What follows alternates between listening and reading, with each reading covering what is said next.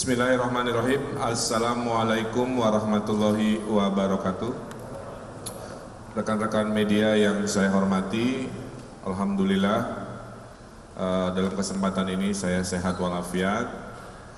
Tadi selama kurang lebih 7 jam ya, dari jam 10-an sebagai warga negara yang sangat taat pada aturan hukum datang karena dimintai keterangan-keterangan dalam kapasitas sebagai Ketua Komite Penanggulangan COVID juga Gubernur Jawa Barat perihal kejadian keramaian kerumunan di Megamendung. Yang pertama saya sampaikan, secara moral saya sangat meyakini dan inilah sikap bahwa semua urusan, semua dinamika yang ada di Jawa Barat secara moral adalah tanggung jawab saya sebagai gubernur. Ya. Sehingga dalam kapasitas itu tentulah apa yang terjadi positif negatif, kelebihan kekurangan tentu menjadi tanggung jawab saya. Kedua, jika ada peristiwa-peristiwa di tanah Jawa Barat yang kurang berkenan, masih belum maksimal, saya tentunya mengucapkan minta maaf, ya, permohonan maaf atas kekurangan dan tentunya akan terus kita sempurnakan.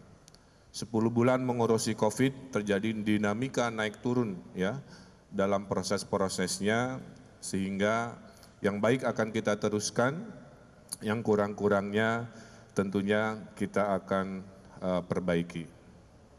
Nah, namun secara teknis saya ingin menjelaskan bahwa Provinsi Jawa Barat itu adalah provinsi dengan daerah otonom, ya, di mana wali kota dan bupatinya itu dipilih oleh pilkada sehingga memiliki kewenangan otonom dalam penyelenggaraan pembangunan termasuk izin kegiatan dan hal-hal di level kota kabupaten. Berbeda dengan DKI yang tidak memiliki daerah otonom atau istilahnya wilayah administratif. Maka jumlah Satgas COVID di Jawa Barat itu ada 27 di kota kabupaten dan Satgas COVID 1 di Jawa Barat. Ya. Tidak semua urusan secara teknis tanggung jawab gubernur karena undang-undangnya memberikan keterbatasan. Ada 6 urusan yang gubernur tidak bisa intervensi. 1, urusan keamanan, itu bukan wilayah Pemda provinsi. 2, urusan pertahanan, bukan. 3, urusan justisi, pengadilan kejaksaan, bukan. Ya, 4, urusan agama, bukan. Ya, 5, hubungan luar negeri, bukan. 6, fiskal juga bukan. Jadi dalam kondisi kewenangan itulah kita harus memahami peristiwa-peristiwa ini dalam aturan perundang-undangannya. Jadi saya minta ada pemahaman itu dulu. Berikutnya kronologis yang terjadi di Bogor. Pertama, itu adalah sholat Jumat dan peletakan batu pertama. Itu laporan panitianya ke camat, ke satgas, kabupaten, itu hanya itu. Jadi bukan acara besar yang mengundang, hanya acara rutin. Ya. Nah, sudah dilobi juga oleh Kodim untuk mengingatkan potensi kerumunan. Jadi tindakan pencegahan itu sudah dilakukan. Ya. Kemudian dalam hari H-nya ternyata ada euforia dari masyarakat yang bukan mengikuti tapi hanya ingin melihat juga. Itulah yang membuat situasi menjadi sangat masif, kira-kira begitu. Dalam kondisi lapangan yang massa sudah masif, pelaksana di lapangan punya 2 pilihan, melakukan persuasif humanis atau represif, kan begitu. Nah, pilihan di lapangan saat itu karena massa biasanya kalau sudah besar cenderung ada potensi gesekan, maka pilihan dari Pak Kapolda, Jawa Barat saat itu memutuskan pendekatan humanis non-represif ya. Walaupun akhirnya pilihan-pilihan itu memberi konsekuensi pada institusi di kepolisian yang tentunya saya sangat hormati terkait hal ini. Saya cuma ingin menceritakan kronologisnya. Nah, sesuai peraturan di Jawa Barat, semua yang melanggar itu harus diberi sanksi. Jadi Jawa Barat ini provinsi yang sangat tegas, sudah lebih dari 600.000 pelanggaran protokol kesehatan itu sudah ditegakkan. 80% mayoritasnya adalah pelanggaran individu, 20%-an pelanggaran institusi atau acara. Jadi kalau ditanya, tolong tegakkan, sudah sangat ditegakkan ya dengan jumlah sebanyak itu kira-kira. Hanya kalau sudah ada masa besar karena sebuah proses, kadang-kadang kan treatmentnya tidak bisa selalu ditegas represifkan. Contohnya seperti demo Omnibus Law. Kalau pakai kategori pelanggaran prokes, demo-demo itu sangat melanggar protokol kesehatan. Tapi kan pendekatannya tidak bisa dalam kondisi psikologis ya, walaupun kita tahu itu pelanggaran, kemudian dilakukan represif karena akan terjadi hal-hal yang tidak diinginkan. Maka diskresi dari aparat itu ada di sana. Nah itulah kira-kira kronologisnya. Saya akan memberi sanksi juga kepada Kabupaten Bogor, dan Kabupaten Bogor saya minta juga memberikan sanksi yang juga tegas kepada panitia karena membawa banyak dampak.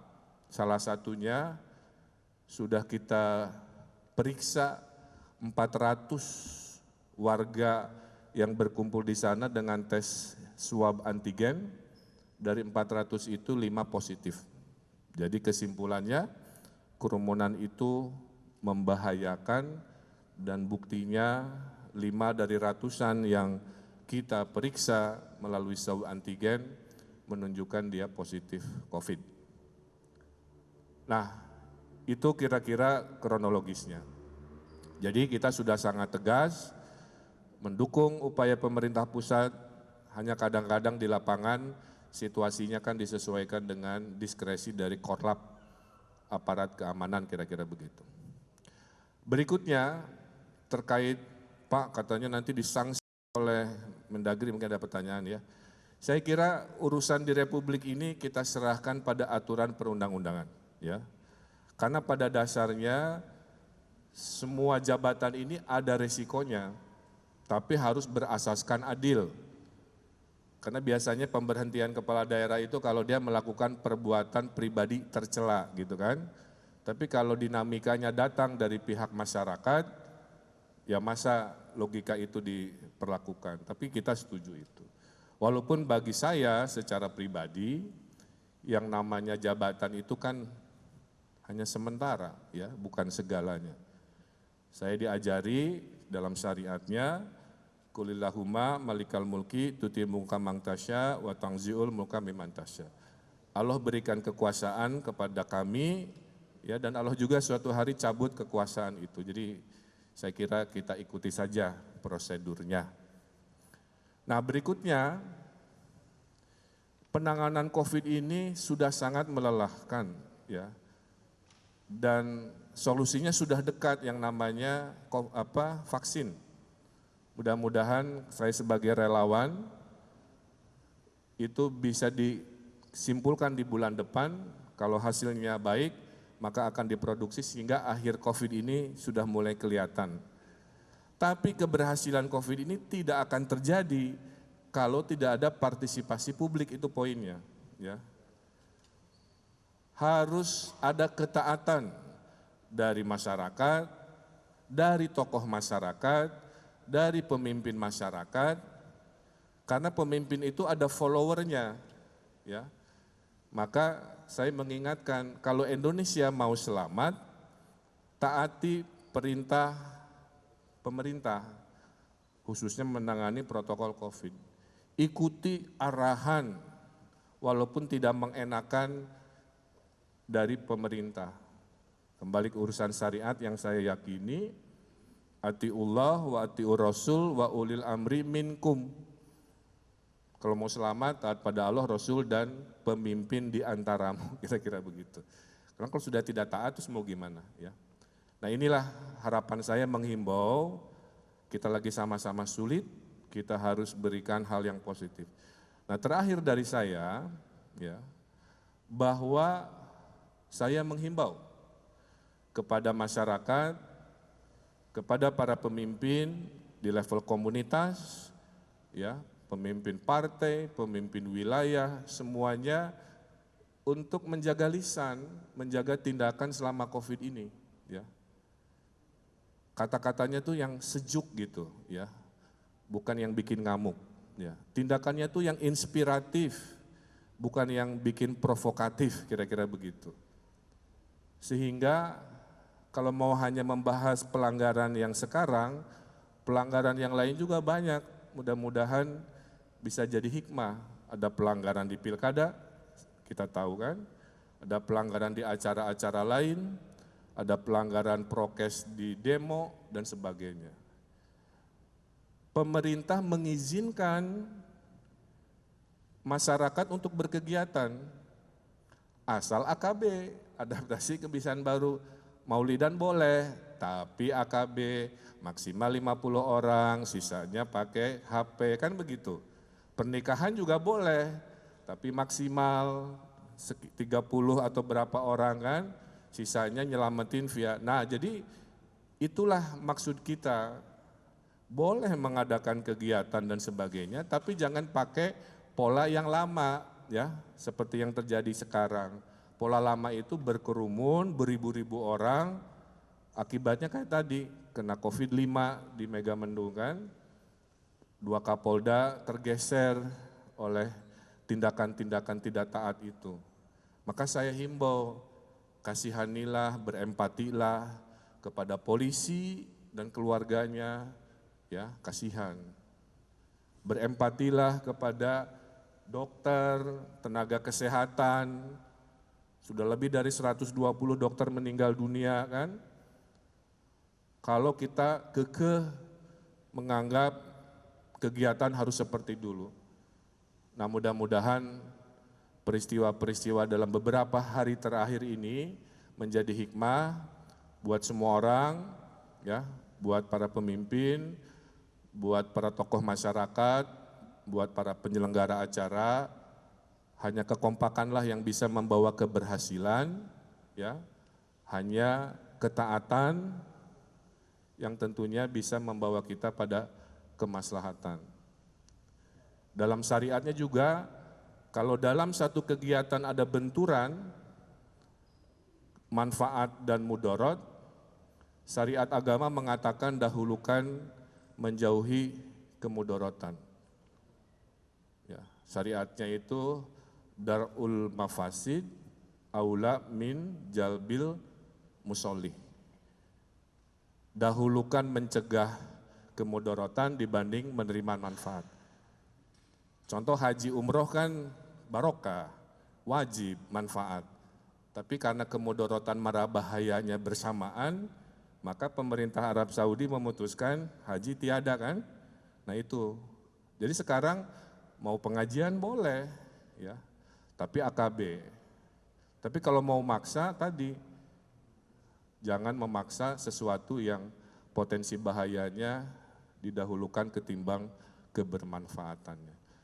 Nah itulah mudah-mudahan bisa dipahami ya terkait situasi hari ini. Jadi secara moral saya bertanggung jawab, tapi secara teknis sesuai tadi klarifikasi ya, itu teknisnya itu ada di Satgas Kabupaten Bogor, karena menurut Undang-Undang Otonomi, kegiatan lokal itu tidak perlu selalu dilaporkan dan minta izin gubernur. Kecuali 2 hal, ada kegiatan provinsi di lokasi itu, atau lokasi kegiatannya ada di perbatasan, misalkan perbatasan Bogor Cianjur, nah itu provinsi tanggung jawab. Tapi kalau acaranya lokal, Undang-Undang Otonomi mengatakan itu tanggung jawab lokal. Jadi saya bilang, saya tidak bermaksud mencari kambing hitam, makanya saya awali apapun yang terjadi, tetap tanggung jawab saya sebagai pemimpin wilayah dan saya minta maaf. Tapi dari sisi teknis, kalau mau bicara hukum kita harus proporsional. Saya kira itu ya, dan kami akan terus tegas ya, yang dilakukan oleh banyak pihak sekarang juga kami dukung. Sudah 600.000 kasus kita tangani dalam penegakan prokes ini. Ya.